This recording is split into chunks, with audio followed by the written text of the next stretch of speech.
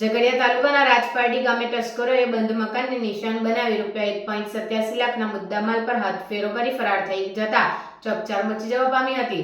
તસ્કરોએ બંધ મકાનને નિશાન બનાવી સોના ચાંદીના દાગીના તેમજ રોકડ રકમ મળી કુલ ₹1.87 લાખના મુદ્દામાલની ઉઠાંતરી કરી ફરાર થઈ ગયા હતા।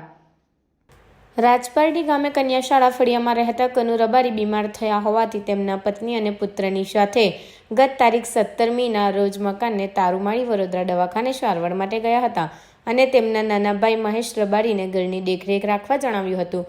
આ દરમિયાન ગત તારીખ 19મીના રોજ સવારના 5 વાગ્યાના અરસામાં મહેશ રબારી તેમના ભાઈના બંધ મકાનને જોવા ગયા ત્યારે મકાનના આગળના દરવાજાના નકુચા તૂટેલા હતા અને અંદર જઈને જોતા મકાનના રૂમમાં આવેલ 3 દિવાલ કબાટોના લોક તૂટેલા હતા જ્યાં સામાન વેરવિખેર પડેલો હતો।